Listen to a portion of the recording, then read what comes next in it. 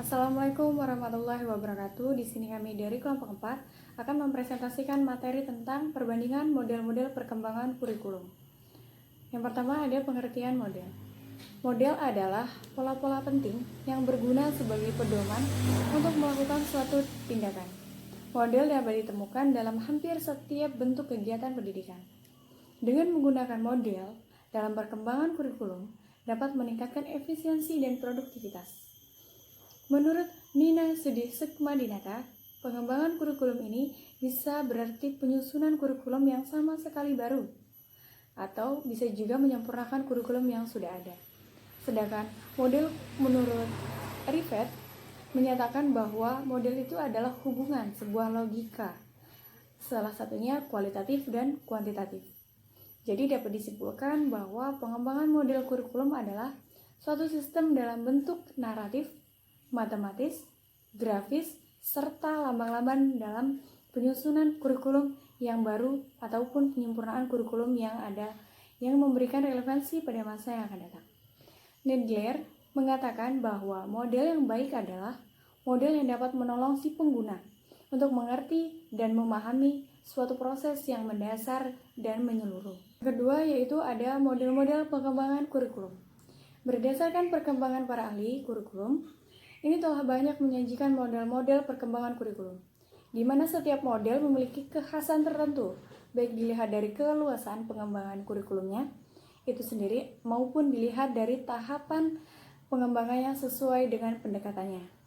Dalam makalah ini, ada beberapa model yang disajikan dan dapat diimplikasikan ke dalam kehidupan sehari-hari.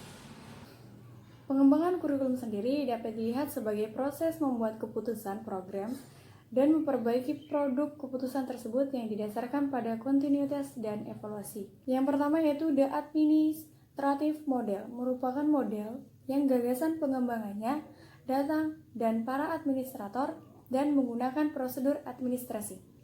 Yang kedua, The Grassroots, yaitu model yang inisiatif pengembangannya datang dan dari pengajar atau sekolah. Yang ketiga, Batchcamp System, merupakan model yang dikembangkan oleh Batchcamp dengan mempertimbangkan 5 aspek, yaitu arena, personalia, organisasi dan prosedur, implementasi dan evaluasi.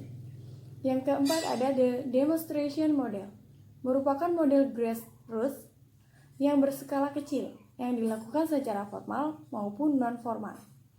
Kemudian ada Tabas Interface Model, merupakan model pengembangan yang bersifat induktif. Kemudian ada Rogers Impersonal Relation Model, merupakan model pengembangan kurikulum yang dilihat dan perkembangan serta perubahan individu. Kemudian ada The Systematic Action Research Model. Model ini merupakan didasarkan pada asumsi bahwa perkembangan kurikulum merupakan perubahan sosial. Dan yang terakhir ada Emerging Technical Models, yaitu model pengembangan kurikulum yang dipengaruhi oleh perkembangan iptek serta nilai-nilai efisiensi dan efektivitas dalam bisnis. Selain itu ada beberapa model serupa. Yang pertama ada model Tiller, yaitu pengembangan kurikulum model Tiller dapat ditemukan dalam bukunya yang berjudul Basic Principle of Curriculum and Instruction yang menyatakan bahwa model pengembangan kurikulum lebih bersifat bagaimana cara merancang suatu kurikulum sesuai dengan tujuan dan misi institusi pendidikan. Dengan demikian, model Tiller itu hanya memberikan dasar-dasar pengembangannya saja. Menurut Tiller, ada 4 yang dianggap fundamental untuk mengembangkan kurikulum, yaitu yang pertama, menentukan tujuan.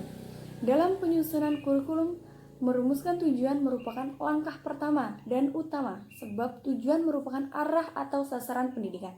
Kemudian yang kedua yaitu menentukan pengalaman belajar. Menentukan pengalaman belajar atau learning experiences adalah aktivitas siswa dalam berinteraksi dengan lingkungan.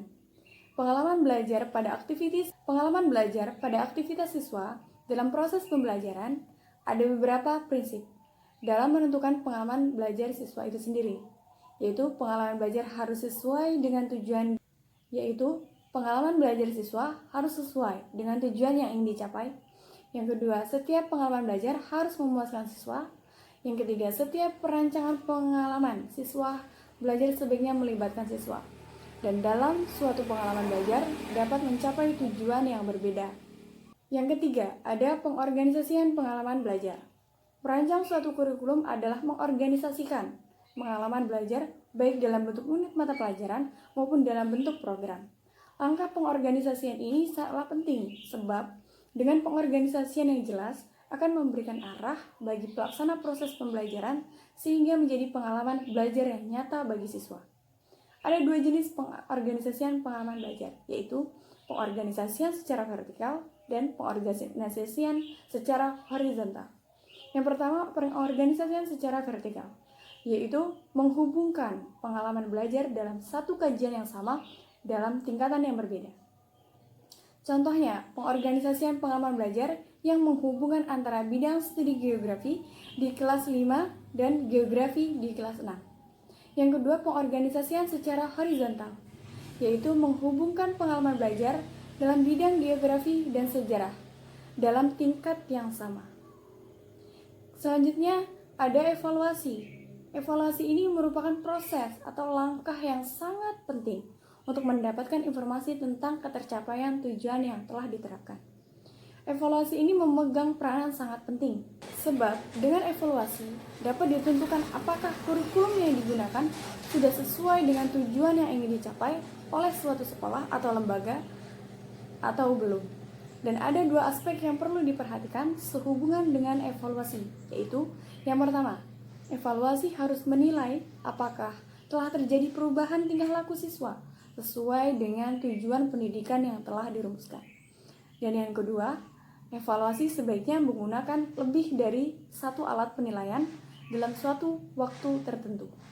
Saya ingin mempresentasikan tentang pengembangan kurikulum, yaitu model TABA menitik beratkan bagaimana mengembangkan kurikulum sebagai suatu proses perbaikan dan penyempurnaan. Ada 5 langkah pengembangan kurikulum. Yang satu, menghasilkan unit-unit percobaan melalui langkah-langkah, yaitu mendiagnosis kebutuhan-kebutuhan, memformalisasikan tujuan-tujuan, memilih isi, mengorganisasikan isi, dan terakhir memilih pengalaman belajar.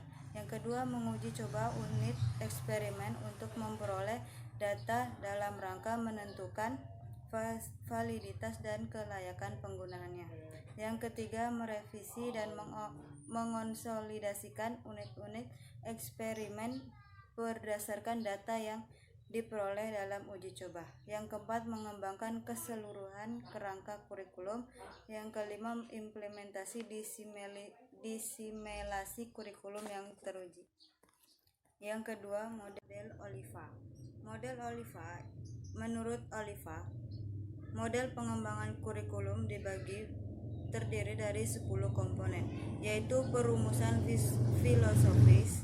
Yang kedua, analisis kebutuhan masyarakat di mana sekolah itu berada, kebutuhan siswa dan organisasi dari disiplin ilmu yang harus diberikan oleh sekolah. Yang ketiga, tujuan umum. Yang keempat, bagaimana menjabarkan atau perbedaan antara tujuan umum dan tujuan khusus pembelajaran. Yang kelima, menetapkan strategi pembelajaran untuk mencapai tujuan. Yang keenam, pengembangan kurikulum. Yang ketujuh, mengimplementasikan strategi pembelajaran. Yang kedelapan, pengembangan kurikulum kembali. Yang kesembilan, menyempurnakan alat atau teknik penilaian.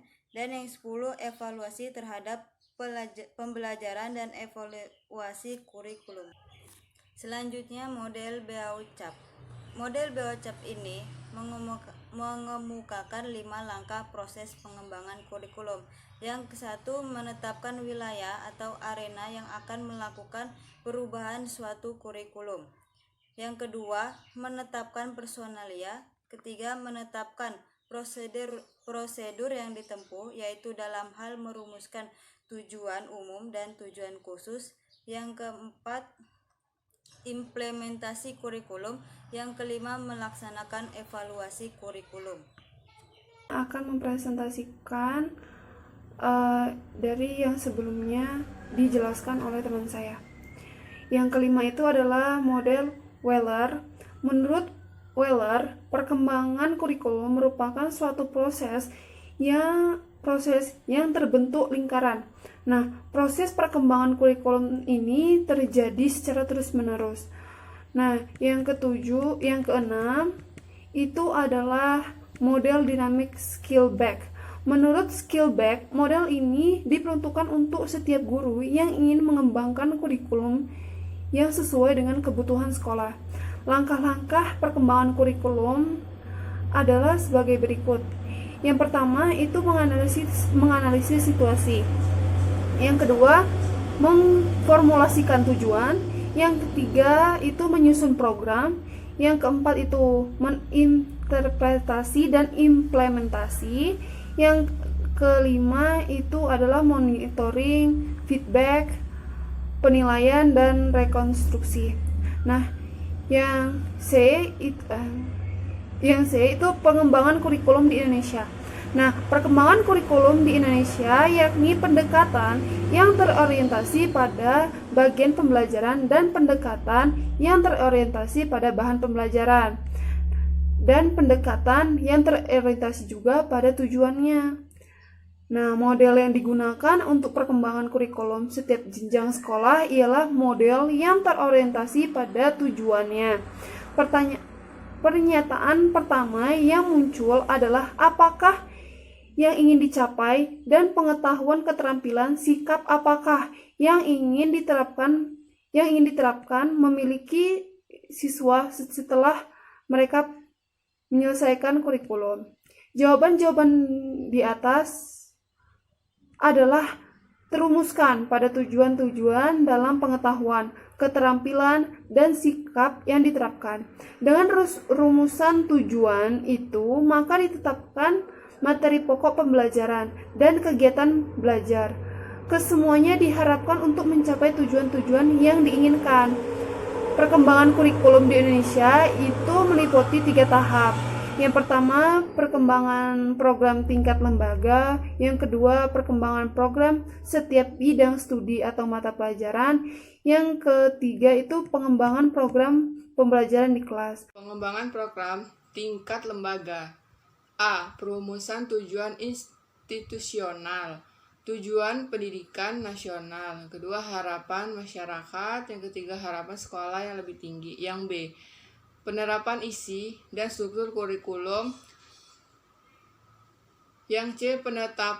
Penetapan struktur kurikulum yang harus mencakup beberapa hal diantaranya.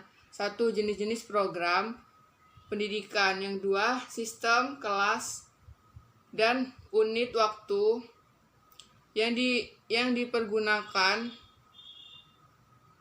Yang ketiga, jumlah bidang studi. Yang keempat, alokasi waktu yang dipergunakan untuk setiap mata pelajaran. Yang D. Penyusunan strategi penjelasan kurikulum. Kegiatan ini berhubungan dengan pelaksanaan kurikulum di sekolah. Kegiatan ini mencakup E. Pelaksanaan mengajar. Yang F. Mengadakan penilaian. Yang G. Mengadakan penyuluhan. Yang H. Mengadakan administrasi dan supervisi. Yang kedua, pengembangan program setiap bidang studi dan mata pelajaran. Pengembangan program setiap bidang studi atau mata pelajaran dilaksanakan dengan menempuh langkah-langkah sebagai berikut. Yang A. Perumusan tujuan kurikulum. Tujuan kurikulum merupakan rumusan tujuan yang mencakup aspek pengetahuan, sikap, dan nilai serta keterampilan yang diharapkan siswa setelah mereka menyelesaikan setiap bidang studinya selama program itu diajarkan. Yang B. Tujuan instruksional. Tujuan instruksional adalah tujuan yang berisikan perubahan perilaku siswa. Yang C. Menetapkan pokok dan subpokok pembahasan. Tujuan instruktur dapat tercapai oleh sejumlah pokok pembahasan dan uraian. pengajaran. Yang D. Menyusun garis-garis besar program pengajaran GBPP. Penyusunan garis-garis besar penyusunan program GBPP dilakukan setelah ketiga kegiatan di atas telah disusun. GBPP inilah yang nantinya digunakan oleh staf mengajar sebagai pedoman pokok dalam proses belajar mengajar. Yang ketiga, pengembangan program pengajaran di kelas. Penyusunan tahap satuan pelajaran mencakup komponen-komponen sebagai berikut. Yang 1, tujuan instruksional umum TIU diturunkan langsung dari GBPP. Tujuan instruksional khusus TIK dijabarkan dari TIU terdapat dalam GBPP yang dikerjakan oleh GBPP yang dikerjakan oleh guru. Uraikan bahan pengajaran dijabarkan dari uraian bahan dalam GBPP dan mendasarkan pada TIK yang telah dirumuskan sebelumnya. Selanjutnya, perencanaan kegiatan belajar mengajar yang berfungsi mengatur kegiatan yang akan dilakukan guru dan siswa. Penilaian metode alat media yang dipergunakan oleh sumber bahan pengajaran. Selanjutnya, penilaian yang menyangkut prosedur dan alat penelitian. Sekian presentasi dari kelompok kami. Bila ada kesalahan atau kekurangan, kami mohon maaf. Saya akhiri, wabillahi taufiq wal hidayah. Wassalamualaikum warahmatullahi wabarakatuh.